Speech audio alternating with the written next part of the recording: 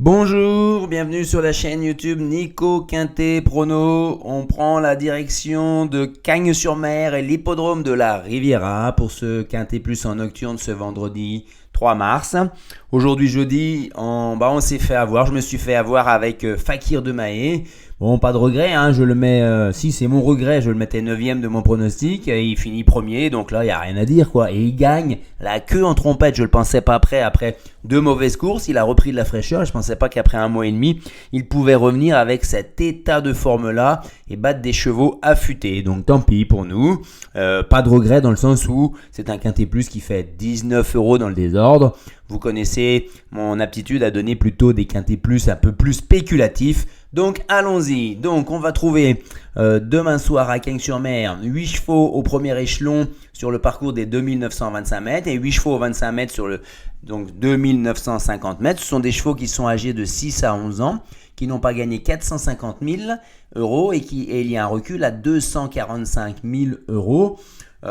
Il est fort probable, on va le voir après, qu'on s'achemine peut-être vers des rapports un peu minuscules, surtout si les deux favoris, Galbarinja et Fakir du Ranch, les deux gros favoris font l'arrivée. Après, l'incertitude qu'on va avoir, c'est Galbarinja, on le connaît, c'est un cheval de train.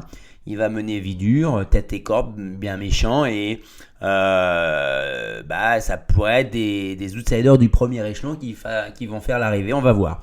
En tout état de cause, je vous propose comme jeu combiné pour ce vendredi soir. Donc, voilà, sans surprise, je viens de vous dévoiler un petit peu ma base. C'est Galbarinja, elle est quasiment invaincu. Il est quasiment invaincu sur l'hippodrome de Cagnes-sur-Mer. Il doit avoir 6 victoires en 8 courses.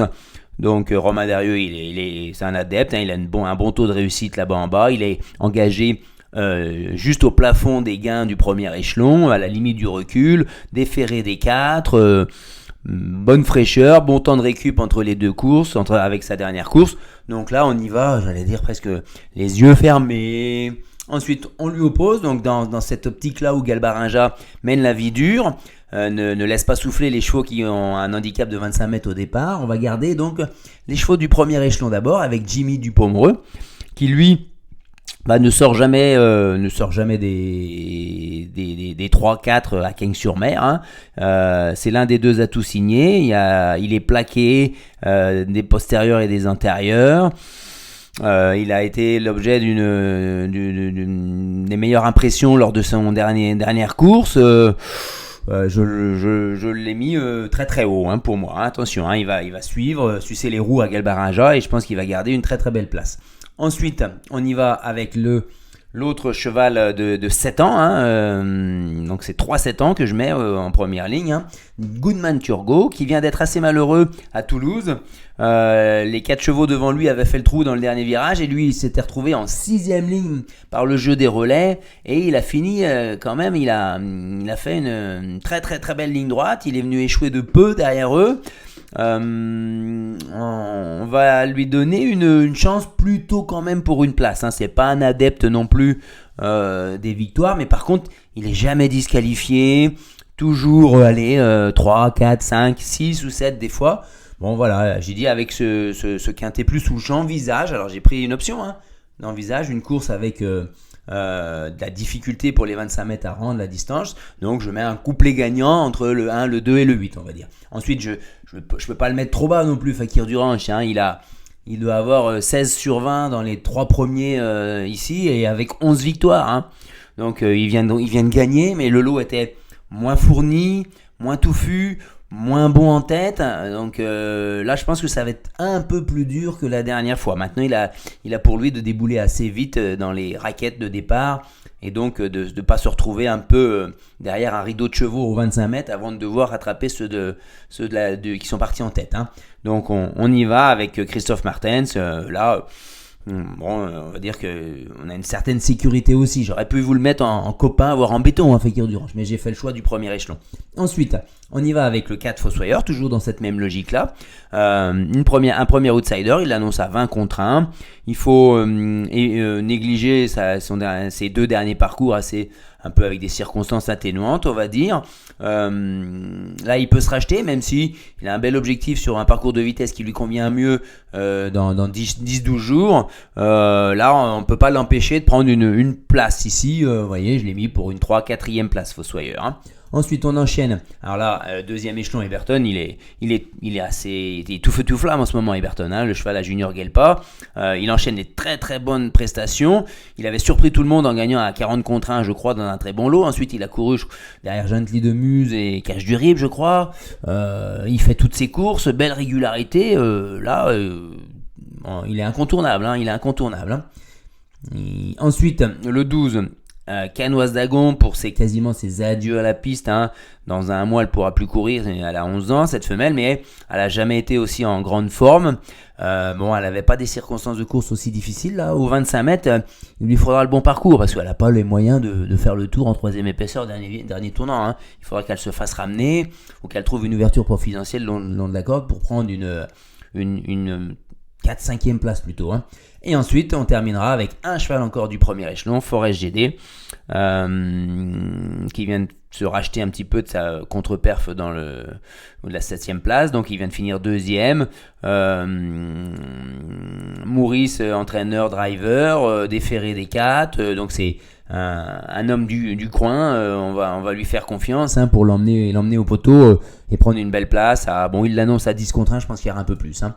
Le regret, c'est Falco Berry. Il arrive à Cagnes en belle forme. Il a quitté l'écurie de Jean-Michel Bazir.